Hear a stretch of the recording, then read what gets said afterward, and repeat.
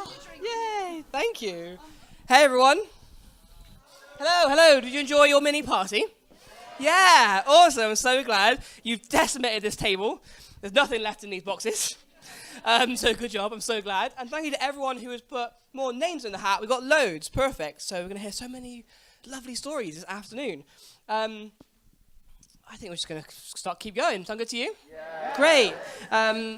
Let's have some more nice stories. We've got loads of these things. It's a short one. Don't know. I threw up in my handbag in the taxi here. Oh, buddy. After 3, 1, 2, 3. That's the mournful wail of the party horn. Well done for being here. You're doing great. We're so glad you're here with us. We hope your handbag's okay. No one of these. 2 years ago, my dad suggested I have a go at tattooing him. Initially I said this was a terrible idea. Now that's what I do for a living. Oh, that sounds so nice. Yay. Sounds like a good dad. Sounds like, oh my god, what have I done handing those out? Okay, and so such a good dad as well. It's like, give it a go. Yeah. Oh, I'm sure it's so permanent forever. I'm so glad you get to do that now. Okay. Drum roll, please. That storyteller is going to be Kristina. Woo! Okay, no content warnings for Kristina. So, let's have one more of these. We'll invite Kristina up on stage. I'm related to Sacha Baron Cohen. Who knew he would appear twice today? He's my dad's... Oh my god, guys. He's my dad's second cousin. Apparently he was quite a shy child. Oh, poor little thing. I was quite a shy child. Can you believe it? Now it's like... flowers. Sparkles. Okay, then let's have a big round of applause, please. Welcome to the stage, Kristina. Woo! Hello. Hi everyone. I'm gonna tell a Christmas story. I just got inspired because there were so many animals and things. I wasn't planning to tell a story, but yeah, there you go. So it's a story from childhood, and I grew up in Zagreb, which is the capital city of Croatia. Yeah, and in Zagreb you don't have these terrace houses. You mainly have buildings which are 4 floors, and we lived on top of the building, so on the 4th floor. Me, my mom, dad, and brother and 2 sisters. And it was a 2-bedroom apartment, so 2 kids in each room. We were sharing rooms, and we were sleeping in a bunk bed. And mom and dad used to sleep in the living room. So it wasn't really like perfect condition. But like we have a saying in Croatia, when children are good, no house is too small. Anyway, we're good kids, yeah. But we really wanted to have a pet. I just wanted a dog, a Labrador. I would see my friends with dogs and walking around, and I just like really, oh my god, mom, dad, please give me a dog. I'm gonna be good. I will study. I will do whatever you want, but just give me a dog. And they always said no. No, dog cannot. We don't have room for a dog. Dog cannot live in an apartment. You have to have a garden for a dog. My dad had a dog when he was a kid, but he grew up in a village. And it was okay, but like, you should not do this to animals. That was what my father used to say. And then my brother and my sisters also, they really wanted like, okay, not a dog. Can we have a cat? But my parents would still say no. Can we have a hamster, a ferret, a guinea pig, whatever. Just like give us any pet that we can caress and cuddle and so on. But my parents always said no. And then when my youngest sister I think she was maybe 6 or 7. She kind of still believed in Santa. So one Christmas, she decided to use this Santa for her evil plan. 1 week before Christmas, she went to a pet shop and she bought a hamster.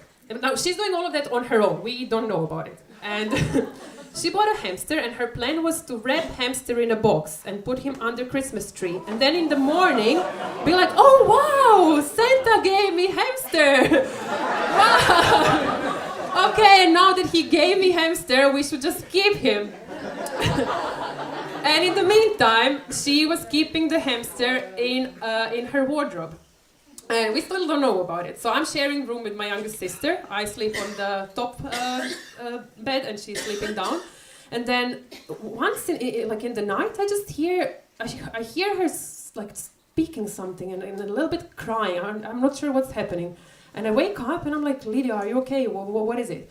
And she's holding wardrobe like this, pushing it as if lion is behind. And she said, my hamster ran away. My hamster is outside of his box. I'm like, what hamster? We don't have a hamster. And so she tells me the whole story, and she's telling it like this. Like, oh, I bought a hamster, and it's been living in our wardrobe for the last 5 days, and I'm waiting for Christmas. I'm like, okay, so we have to open the door and find this hamster and catch him, which we eventually do, and we put him back into his little cage. And I'm like, Lydia, this is not gonna work. Mom and Dad are gonna kick this hamster out, and Santa actually doesn't exist.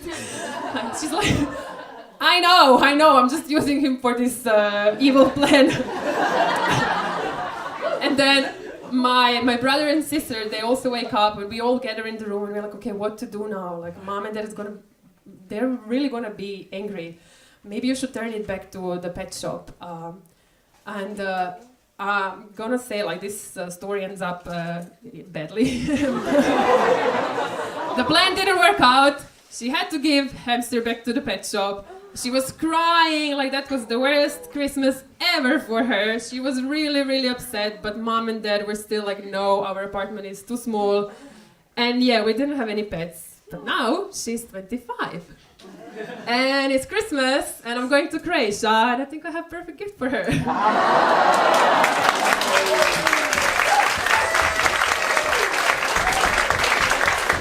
Kristina, woo! Your sister sounds so cool.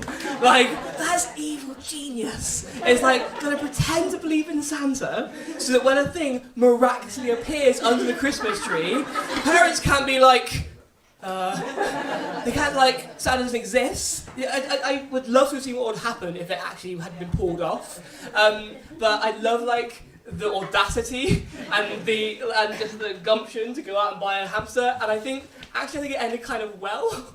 Because I was kind of worried that it would be squished or something. So I'm really happy that the hamster was okay. But I'm sorry I didn't get a hamster. Are you gonna buy her a hamster this Christmas? Yeah, maybe this one or next one. That's so cool. That's a great gift. I love it. Round of applause, Kristina. It has reminded me of another animal story. I know you hate those. So we had gerbils. And not quite hamsters, just smaller and not as good. So gerbils, everyone had gerbils, at least in the UK, I think. You had gerbils in science classrooms, and you'd have gerbils, and occasionally it'd be a student's responsibility to feed them or something. And one summer, we took the 2 gerbils back home with us for the summer because no teacher wanted to look after them, and we decided to look after them. And it was 2 male gerbils, and so we take them back and. We put them in a cage and decided to have them for a while. We had all sorts of pets, ferrets and guinea pigs and rabbits and all sorts of things. So we had these gerbils in this one room in our house that was dedicated to animals. So gerbils were there. And after a few days and weeks, we realised that maybe these aren't 2 boys. And actually they weren't. Because, unless I really misunderstand biology, they had a whole litter of baby gerbils. And suddenly we were in a real dilemma, because this is a point at which we might get infinite gerbils. Because you can't stop feeding them, because that's cruel. But also, it's really hard to sex a gerbil. I don't know if you've ever tried. But you hold it, you got to hold it by its skin on its back, and then very carefully examine its parts, because they're quite similar. So I had this mad day where me and my dad just sat down and sexed 20 gerbils and try and get them in 2 separate boxes so we didn't have some kind of runaway train effect of gerbils. Anyway, one of the gerbils, we named them all too. One of the gerbils was called Tyson. And Tyson was just a very intrepid gerbil. And was always trying to get out of the cage, or maybe just just wanted freedom, I don't know. But Tyson was always trying to get out of the cage, and one day basically Tyson made it out, and we were like, right, well that's probably the end of Tyson, because we live in a house with like 6 dogs now, and Tyson's like a very small gerbil. So we kind of come to terms with the idea that Tyson's probably dead.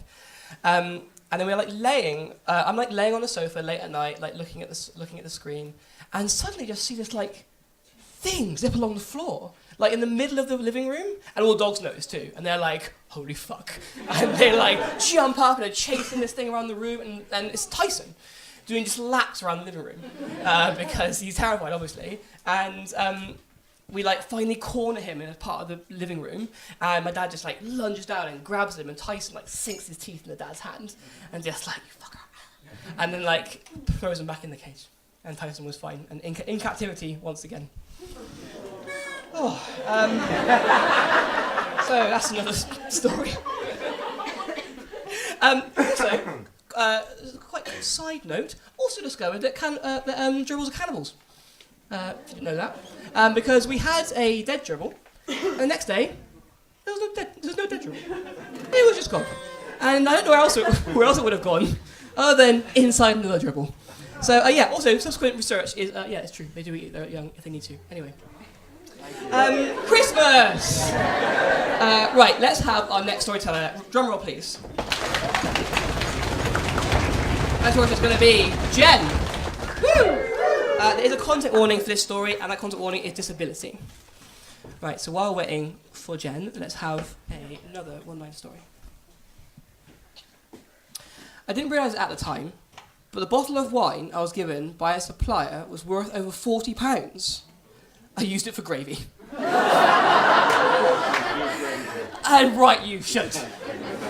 Even now, 8 years on, he still claims that all Bristolians are uncultured barbarians. I've given us all a bad name. I bet it was fucking pet and gravy though. Right? I bet it was great. Right, let's have a big round of applause please. Welcome to the stage, Jen.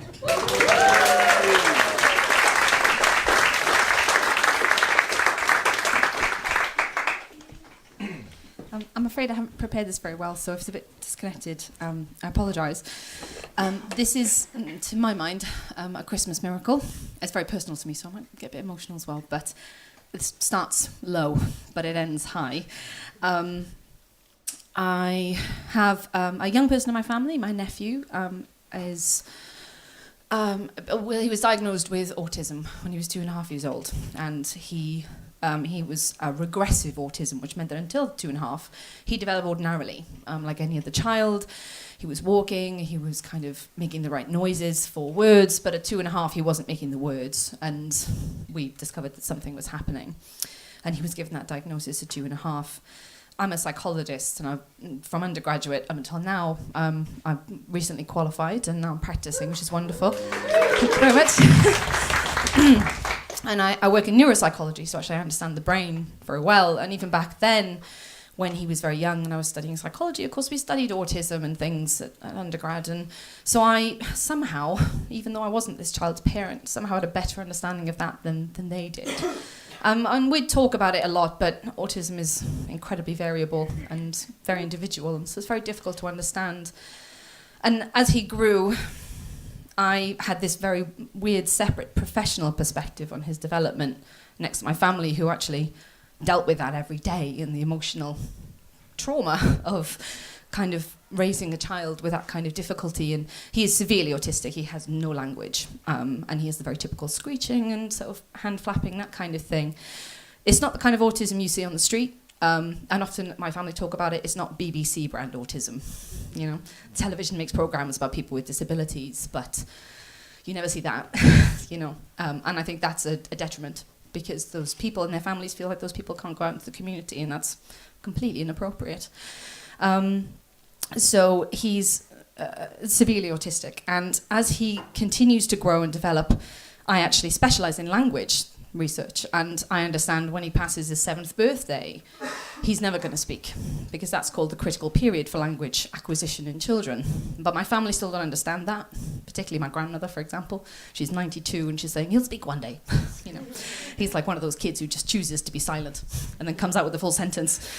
She just didn't get it, and that's fine. She'd never been exposed to it. It's not on the BBC. How do you know? And so I know that that's the case, that he's never going to speak, And I've worked with people with learning disabilities, neurodevelopmental conditions, brain injuries, where they are unable to speak. And if you don't learn by the age of 7, you're only going to be able to really, if you ever develop language, have 200 words, 300 words. For us kind of neurotypicals, in inverted commas, we will learn tens of thousands of words in our lifetime. If you can imagine a life where you have 200 or 300 maximum. But he didn't have anything. And he's been growing and growing, and he goes to a school where they work with children with disabilities, and the family go to conferences and training and learn about autism. They've done really, really well for people who aren't professionals. You kind of become a sort of mini professional, I think, working with somebody or having a family member with a disability. And so he's 12 now. He was 12 recently, and he's a boisterous teenager, which is a funny thing to see with somebody without language. He's taller than me. I mean, I'm very small, but he's taller than me already, and he's very strong. And because he can't communicate, he objects physically. That's the way that happens. And he's getting real strong now. And so it came to this point where everybody's saying, no, he's going to speak one day, and he'll let us know what he wants. And I'm there thinking, sometimes saying, I don't think that's going to happen. But as he's become a teenager and his strength has increased and his protests increase, I think it became more important to try even more. And a speech and language therapist had been working with him for perhaps, I think, the last year. And sometimes he will communicate strangely with an iPad. He can type when encouraged with a finger. And so he could say Y or an N, make a decision, but maybe 3 times a day. He's exhausted after that. His brain isn't engineered for that kind of thing. And anyway, this speech and language therapist has been working with him for a year, and for the first time, 2 weeks ago, he spoke. And he said, he said yes and no and more, which is very in my family's tradition, as people who love food and kind of just fun things in life. And that's a Christmas miracle. That's an extraordinary thing that he's...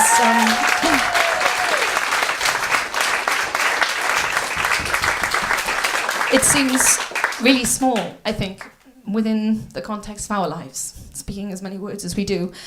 But for a young man who doesn't understand the world to be able to say yes or no and make his own decisions the first time is incredible. And I guess kind of, from my perspective, I work professionally with people in very difficult places sometimes. It's really helped me to remember that miracles can happen and that kind of thing. So, thank you very much.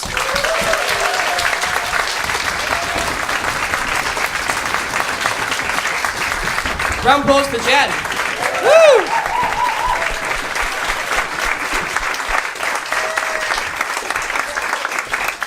Wow, Jen, thank you so much for sharing your story with us. That's incredible. The ability to say yes or no. And imagine not having the ability to do that before, and imagine gaining that. How absolutely incredible. And it does.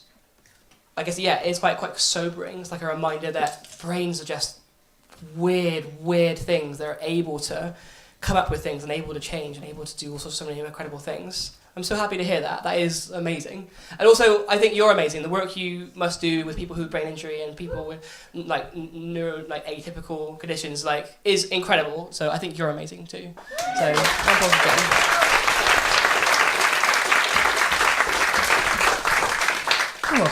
let's have a one-line story.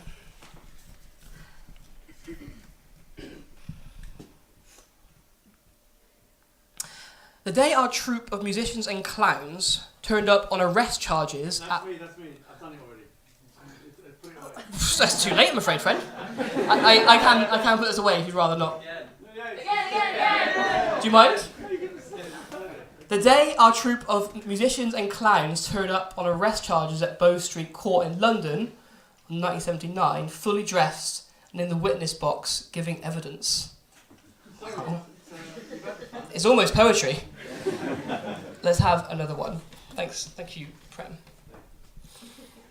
When I was young, I used to play in my neighbour's back garden pond. Didn't know what word that was then, but it's pond. Instead of ferrets, we used to play with frogs. Our favourite game was to squat them down lengths of gutter. Squirt them down lengths of gutter with the hose pipe. Guys! Merry Christmas says at the end. Yay! I often wonder, if the frogs enjoyed it. I suspect not. But I wonder if they did. I had to talk with my friends about it recently. It's like, I think animals have some sense of enjoyment, right? I think the ferrets enjoy being hit, being like hit, sprung by the towels, and maybe the frogs enjoy being shot down the hosepipe. I was talking with some friends recently about birds and birds in storms. It's like, when a bird's flying through a storm, is it thinking like, yeah?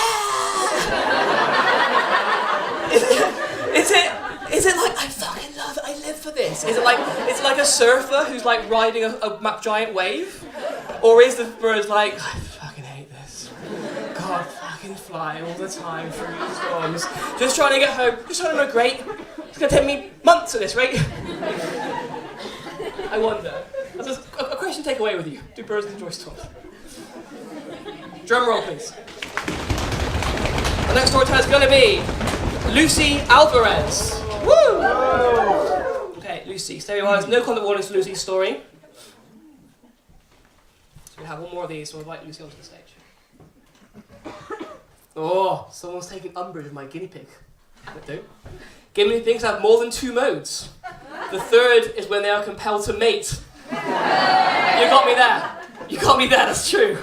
I was looking after a friend's guinea pigs and didn't realise they weren't both female. Yeah. Ended up with guinea pigs getting busy on my bed. At least they had some common decency. Yeah, they didn't do it on the floor like some animals. Onto the bed! Guinea pig fact time. So guinea pigs are great. They're really interesting creatures. They fulfill a similar ecological niche to cattle. They don't nest. They just sort of walk around and eat. But they have porcine nomenclature. So they are called boars and sows. But that's where it ends, because then their babes aren't called piglets, they're called pups. That's it, just a fact. Right, then let's welcome to the stage. Big round of applause for Lucy. Woo!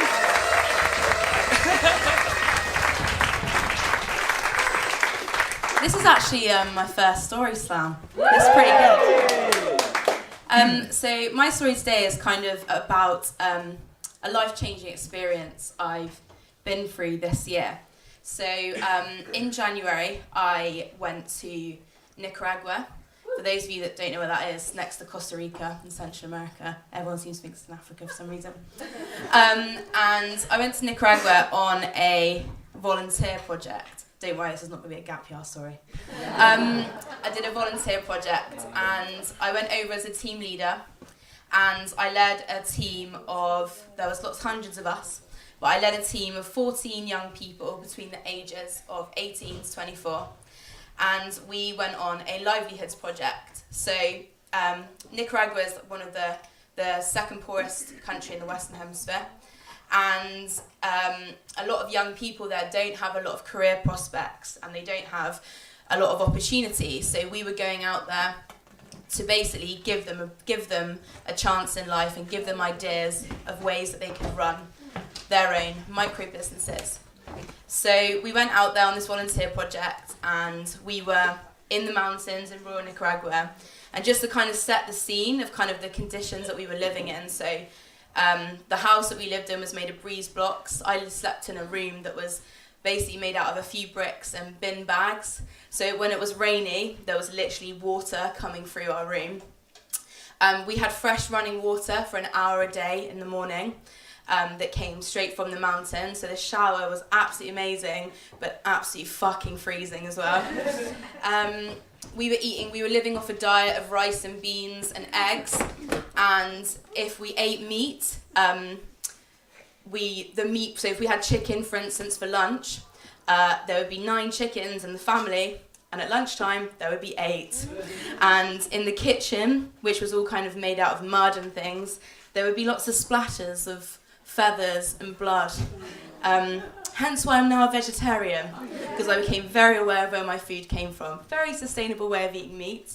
But anyway, we set about this project, this livelihoods project, where we gave young people ideas for businesses that they could run, and we were essentially trying to help them raise money, so raise a small seed capital so they could start their business. It was incredibly tough. So when you do an international development project, you kind of have this illusion in the Western world that everybody needs changing and that everyone's going to be really welcoming and ready for your support, and it's not kind of like that. So we were giving them advice, we were helping them create business plans, and eventually the entrepreneurs had a chance to pitch for a seed capital investment. And I'm super proud to say that at the end of the project, we had 9 young people in the village. So we had 2 seamstresses, we had bakers, beekeepers, someone running a small restaurant, and that's all giving them a livelihood that they basically wouldn't have had before. So I was incredibly proud of my team for doing that. Thanks. But then the kind of change really happened when I got home. And I came home in May, super excited to see my friends, super excited to see my family. And I found the reintegration back into the UK incredibly difficult. It makes me very emotional. I found it very hard to relate to my friends' conversations. I found it, so some of my best friends would be talking about guys they were dating on Tinder. And normally I'd be like, oh, babes, tell me the goss, what happened? Did you get with him? What went on? And I came back as this person in May, and I was a bit like, this doesn't really interest me. This is really irrelevant. And I was watching things on TV, and just, they didn't interest me anymore. And I've always been very confident, always kind of used to do lots of stand-up comedy, and used to do lots of DJing and things like that. And I kind of had this whole existential crisis when I came back of just things didn't really make sense to me. I'd lived in such basic conditions of people that had absolutely nothing. And for some people, we were helping them raise £40, like the equivalent of £40, to start their own business. And I had friends that were like going to Topshop, spending like £100 on loads of different outfits, or talking about their pathetic, meaningless dating stories that I would have been so interested in before. But I came back and I was like, this doesn't make any sense. Like, I don't relate to you anymore. I don't relate to your lifestyle.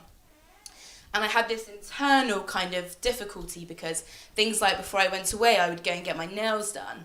Or I used to love travelling and going away. And I was really beating myself up about it, not allowing myself to do all these things that I loved to do. I loved going out. Even going out for meals, and you'd spend 20 quid going out for dinner with your friends. You feel guilty for doing that when you've helped young people raise such a small amount of money to give their family a lifeline. And the thing that I learned this year, and I realised it when I went to on holiday with my best friend for his 30th, we all need these things. We all need these things in our lives. We all need this time with our friends, and we all need holidays. We all need to treat ourselves, and we all need to look after ourselves. And actually depriving yourself and giving yourself a hard time about the huge problems in the world isn't going to make them go away and isn't going to solve them. And it all starts by loving yourself and taking care of yourself first.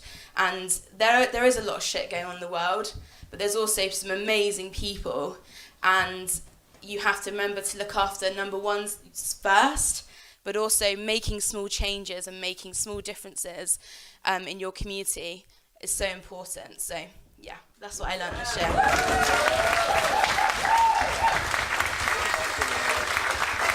Round of applause for Lucy. Woo! Wow. Well, it's such an intense experience you went through, and traveling, it's real cliche, but it like changes you, and you go to a place and you come back with a piece of that place somewhere inside of you, and you come back changed. And that's why we do things and why we do experiences and why we might travel, is because we go there to find out some different things about the world, different things about ourselves, and I can imagine that like change coming back and not being able to relate to your friends, and not being able to relate to like your previous life to be like so hard. But I can imagine also being really valuable, like knowing something so different and being someone different. And when viewing the world and viewing all what's going on and wanting to do something about it, it can get so overwhelming. You just want to divorce yourself from it entirely. I just go live in the woods in a tent or something and like not use any fossil fuels or anything. And you realise I've had what you said at the end like really spoke to me was that. Do you remember back in the day, people who are similar age to me will remember the bite-sized chunks initiative on TV, and it was for GCSEs. And there was all these little fish, and it was like how you get through your GCSEs. You get through your GCSEs by you taking bite-sized chunks out of a big thing, and eventually you'll get all the thing done. And I have carried it with me, till now. I'm sure I'll carry it with me forever, because I feel like I've just got to do make some changes in my life and try and do some good and do my little bit, bite my little chunk out of a problem, rather than try and take it all on board in one whole bit. But yeah, thank you so much, Lucy. That was a really great story.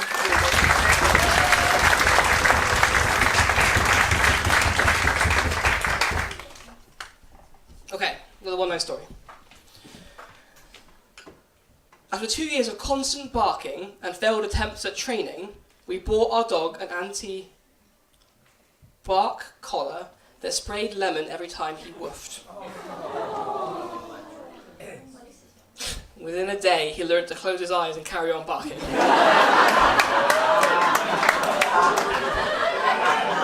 Genius! Within a day, he learned to close his eyes. Oh yeah, sorry. And he's now 15 now, and deaf and short-sighted, and still barking all day long. Yeah, good. I'm glad. Dogs are smart. Dogs are really smart. I remember I had the realization when I was younger, just how smart dogs are. We had this dog called Hope.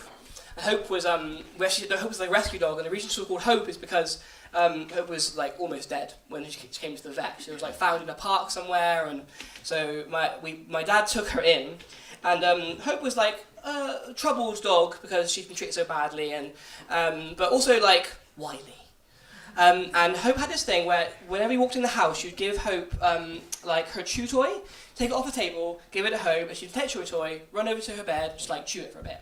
Cool, sound. It was her safe thing to do. It was go do that. Anyway, one time we came in and my dad forgot to give Hope the bone from the table, and so Hope, obviously in her frustration, went over to the table, took the bone, jumped up, took the bone, and then ran back to her bed. And then, every time subsequently, Hope did the exact same thing every time. She didn't even bother waiting for Dad. And I realised, man, that's so smart, because that dog has an understanding of a thing hasn't happened that normally happens in the past. I'm going to do it now because he's forgot, or it's not happened, so I'm going to do it myself. And then every time since then, the dog had the idea to just change their patterns in the future, which to me is they have an understanding of the past, present, and future. I was wow, oh yeah, dogs conscious and they're quite smart. So yeah, dogs, smart, close your eyes, bark all day long. So we want another storyteller. Drum roll, please. Our next storyteller is going to be Daisy. There's no content audience for Daisy, so we're going to have, we're going to have our last, no, we'll save that one. So I think we're going to welcome to the stage, if you're ready. Brilliant. Welcome to the stage, Daisy. Round of applause, please.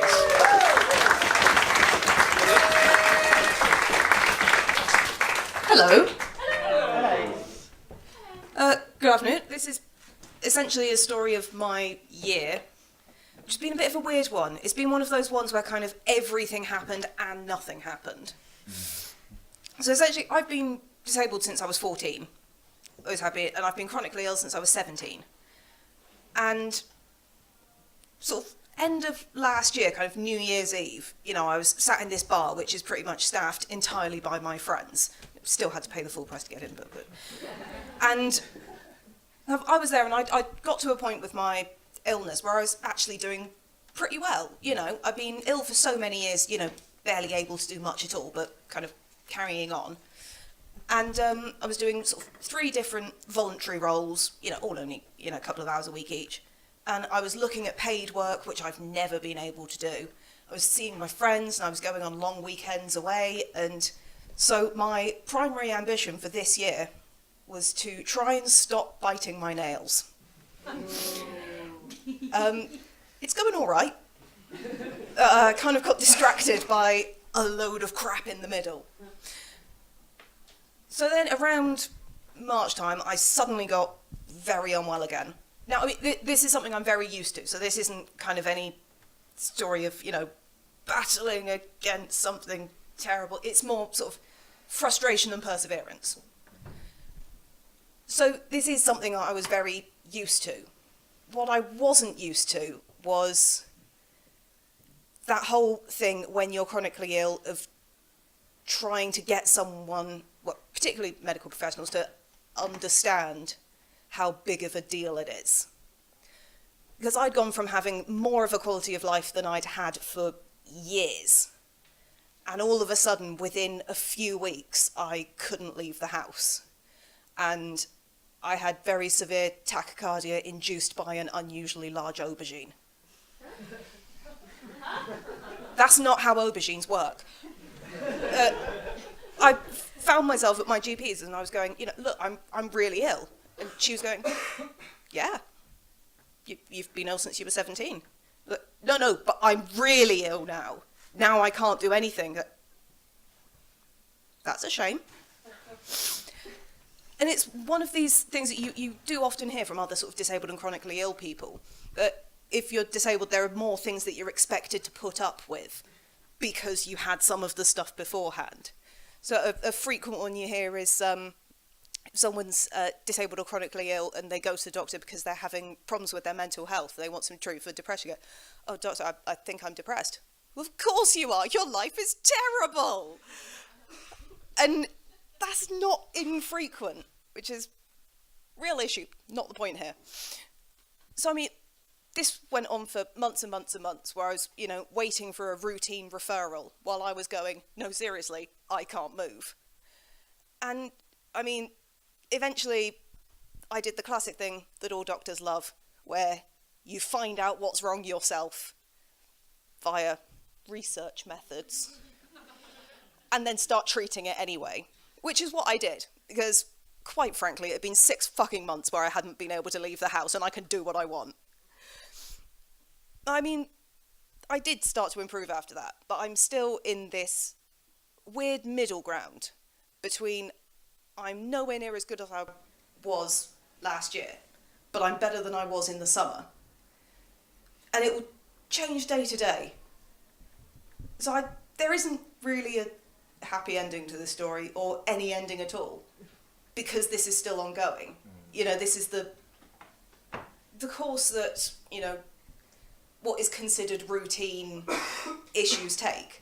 Obviously, for the individual, this is not fucking routine at all. I wanted to go to Lithuania.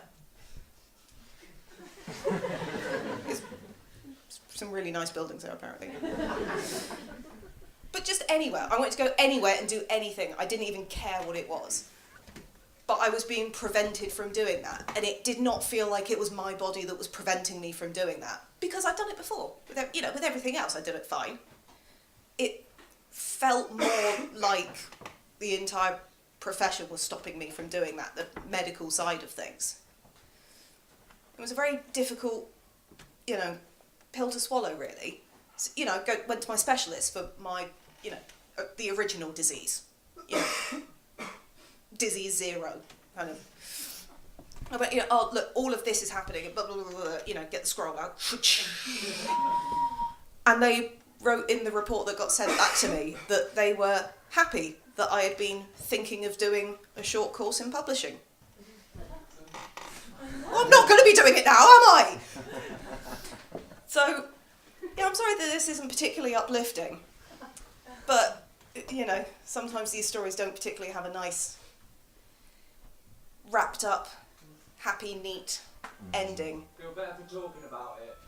Yeah, so I mean, probably at some point in the next year, or 2, or 3, maybe we'll find out what it is, or I'll just continue guessing and treating it equally likely. Yes. Thank you.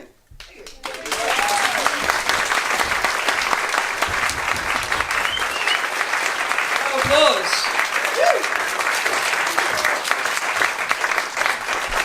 Yeah, no, like, really appreciate, like, hearing a story that doesn't have a conclusion, like, doesn't have an end, because it's really tempting, it's really useful in some ways, also, maybe not always, to look back at your life and as you compartmentalise periods of your life into stories. And it's like, this story starts here and ends here, but the grand scheme of things, life is just this one, like, thread that meanders and goes every which way forever until you die. And I appreciate that that is a story that just doesn't, that you're in the middle of, like we kind of all are. And I think that ribbon has got so many like big peaks and troughs in it, and it sounds like it had this peak and then this like awful trough. And it's just like so hard to see anything else when you're like down in the depths of something. I really hope you get to go to Lithuania. It sounds like the help you're getting is not what you want it to be. And I hope it one day becomes that. And I hope you're able to travel soon. But thank you very much for your story. Really love it. Okay. We have 2 more storytellers. So, I think we can fit them all in. Yes. Drum roll, please. Next storyteller is going to be Scarlett. Woo! So, quick content warning for this story. It contains references to needles. But brackets, not graphic. Okay. While waiting for Scarlett, we'll have one more of these. Oh, the first sentence of this is great. Whilst installing a huge moon sculpture in Dubai, I made friends with a Saudi oil executive and had some of my faith in humanity restored. Wow. Did not expect that from oil executive. But that's really wonderful. I'm so glad to hear that. I think it's really easy. It's really easy to like demonize people. Like I think of oil executive. I think of someone like bathing in oil.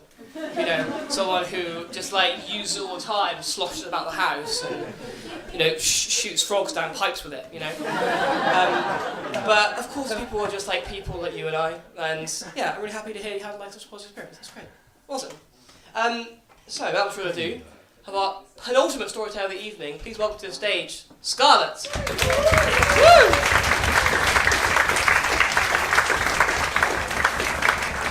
Keep it going, keep it going. Yeah.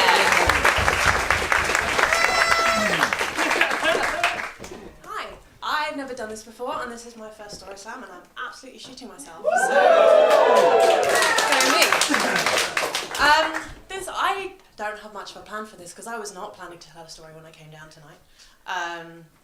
But this is kind of like we were talking about this being an evening a little bit about the end of the year and new beginnings and changes that have happened, and it's very much about that and about how small decisions can change the course of your life, and a little bit about the importance of not reaching out to other people. Because I'm quite an anxious bean and I don't really like talking to strangers or going to coffee shops that I haven't been to before or any of the things. So because I wasn't planning on telling a story, you've already heard the one-line version of the story, unfortunately, so I'm just going to start with that. So a couple of years ago, just under 2 years ago, my dad suggested I have a go at tattooing him.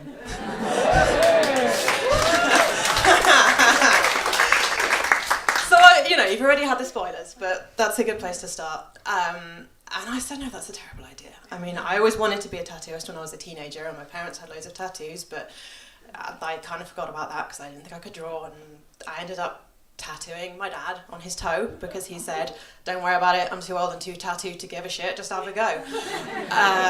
Which I did, and I kind of got pretty hooked on it after that. So this is kind of about the last year, but I'm going to jump back quickly to 2015. I didn't have any tattoos, and I was going to San Francisco for an internship on an island 30 miles offshore. And I was kind of thinking of maybe getting my first tattoo while I was out there. And I came across this artist who I thought his work was amazing, and I thought maybe I can get tattooed by him while I'm out there.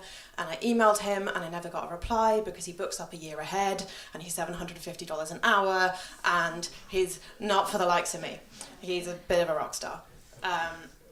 So, skipping a little bit forward, I should point out that I'm 29, which makes me a fully qualified millennial, which means that Instagram is a significant player in this story, and for non-Instagram using people, I apologise for that.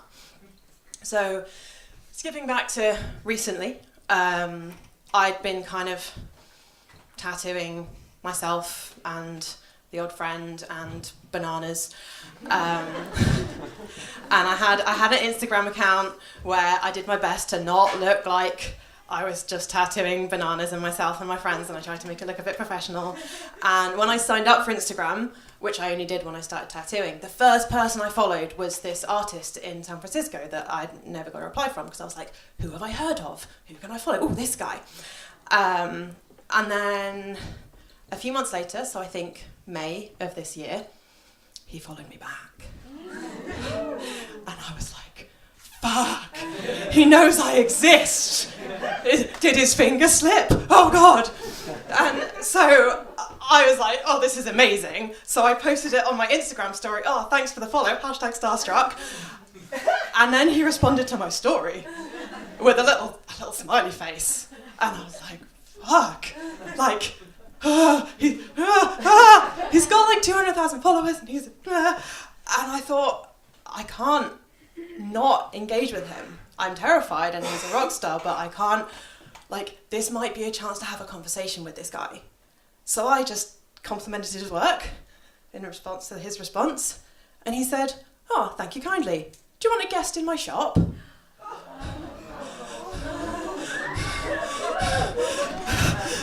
And I literally sat on my bed, looking at my phone, hyperventilating, and I made a small squeaking sound. And I didn't know what to do, and he said, oh well, let me know, good night, and went offline. And I had never worked in a shop.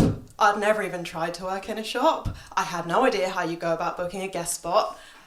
And I emailed him, and he said, oh, get back to me with your rates and info. What are my rates? What info? Fuck, shit, bollocks, wank, I don't know. But again, I just thought, I can't not do this. I have to book flights to America and not know if I'm going to make any money, and this might bankrupt me, but I can't not do it.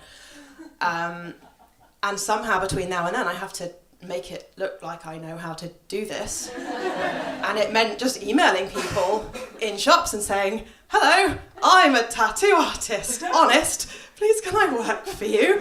Which had been my plan for like a few months down the line when I networked a bit more, and I just asked people and they said yes. And I asked another shop in America and they said yes. And people just kept saying yes. And in August I came to the end of the contract on the job that I had, and now tattooing is what I do. And people keep saying yes to it. So that's where I am right now.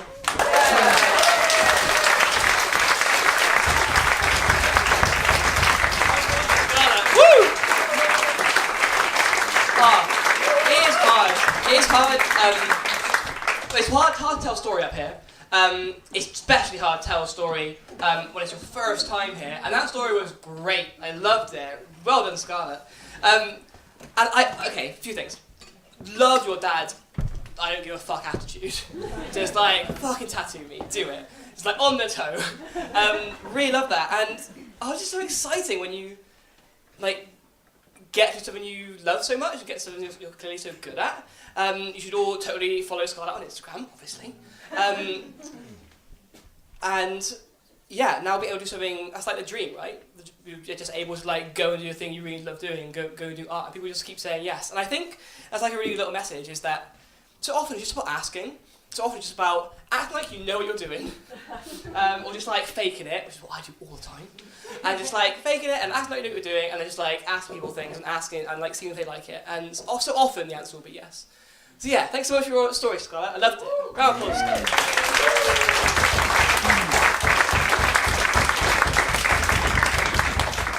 Right. Pardon? What's your Instagram handle? It's ink_. The words, not the dots. Like, okay. Ink _ ... The words, not the dots. Awesome. Thanks so much, Scarlett. Right, we've come to our last storyteller of the evening. I know, it's been great. And we haven't got much time left anyway, so I think it's going to squeeze the storyteller in. A drum roll, please, for our last storyteller. Yeah. Last storyteller is going to be Jamil. Woo! Right, there are no content warnings. We also have no more one-line stories, so I think we're going to invite up to the stage if you're ready. Welcome to the stage, Jamil.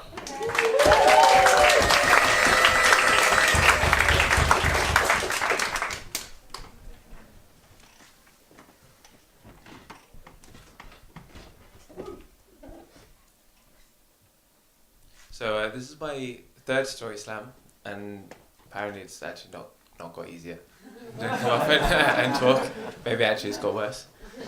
And this is one of those stories it's an ongoing. It hasn't. Well, I don't know where it's going. I don't know. Yeah, I'm not too sure. Also, I forgot to tick the box. I'm going to talk about mental health a little bit. I have done in my last two. I have other stories, but it's just been a huge part of my life, and it gets me into just very interesting situations. So I've been diagnosed with, it's a fucking nightmare, complex PTSD with psychosis, borderline personality disorder, and dissociative episodes. It's a nightmare. But part of that is very extreme mood swings. And I have very manic episodes and very depressive episodes. So about 6 months ago, maybe 6 months, I was in a manic episode and shit just went wrong. Like, it was not good. And I start to lose. I can't do consequences. I have no idea of consequences and forward planning and thinking and just impulses, reaction, just going. So I think in 1 week, like my girlfriend broke up with me pretty much, and my granddad was given a week to live. I started to move house or something. Or maybe something. I also stole something quite expensive. And my paranoia kicked in, rightly so. Thinking I was going to get arrested by the police and trouble with some gangs and stuff. So I was like, fuck this. Like, fuck it. I'm going. Alright. What's the plan? So I had a conversation with a friend over a glass of Prosecco. And we ended up engaged. Basically. She has an American passport. So I was like, yes. This is a fucking great plan. Like, let's fuck this. I'm going. I'm out. I'm done. Let's go get married and go to New York and live there. So we started looking at like wedding venues and things like that. And it turns out I was absolutely shocked. You know when people bang on about how expensive weddings are? They are lying, right? You can get married for 50 quid on a Monday or Tuesday at the Bristol registry office. So bear that in mind.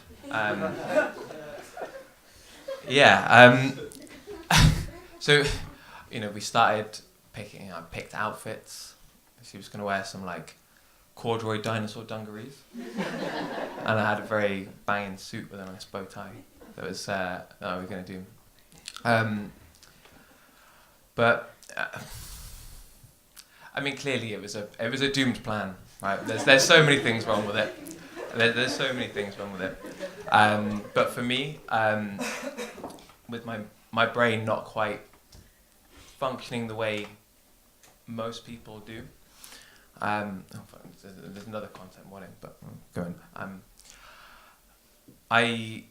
It started out as a visa marriage, but due to some things that have happened, I have problems with like attachment and things like that. So when I was back in uni, my girlfriend committed suicide, and that's left me with just attachment problems, and people show me affection or interest and it becomes a really big thing. So it was agreed, we both knew it, visa marriage, but for me it became something more than that. And over the next few weeks, I was moving to New York with my soon-to-be wife and starting a family, and that was going to be it. And it was completely like I shouldn't have thought that, but that's where my head went with it. So when she told me, like, we can't do this, we shouldn't go. You didn't book flights or anything, did you? I was like, no, of course not. I had booked flights, I had applied for my visa, things like that. There's a big flaw in the plan in that I actually didn't have a valid passport at the time. And previously, like a year ago, I'd managed to get to the south of France and back without a passport in a dissociative episode. I have no idea what happened. I woke up in France and was like, fuck. So I was like, yeah, well, it's America. It's probably fine. But yeah, at the time it was really gutting. But probably for the best. Like, getting sectioned in America, not all that. Don't think it's good. But yeah. So, but I wear my engagement ring from Claire's Accessories. Actually, we did the rings on the junction by the Bear Pit. Yeah. But it's not on my engagement finger anymore. But I wear it just as a little reminder to like just check in with yourself, and be impulsive, do things, but be sensible as well. Thank you.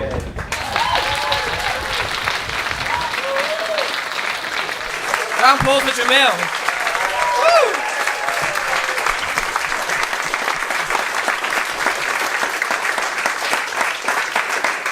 Thank you so much for sharing that with us all. At different points it was incredibly sweet. It sounds so nice, and also so incredibly sad, and sounds incredibly hard. And I can't you hear people, your friends joking about that. I was like, oh yeah, we can get engaged, you can come live here or something, and I can imagine actually doing that and actually getting married or getting engaged. I can't imagine the kind of connection you have with someone for doing that. Even if it just seems on paper, I can imagine it being really intense. And I mean, yeah, I'm sure that going to America without a passport and doing all those things would have been one hell of an adventure, but I'm glad you didn't go on it. But I'm glad you can look back at it and gain some positivity out of it and learn more about yourself. That's really great. Yeah. Awesome. So glad you're here. Guys, I think we're out of time.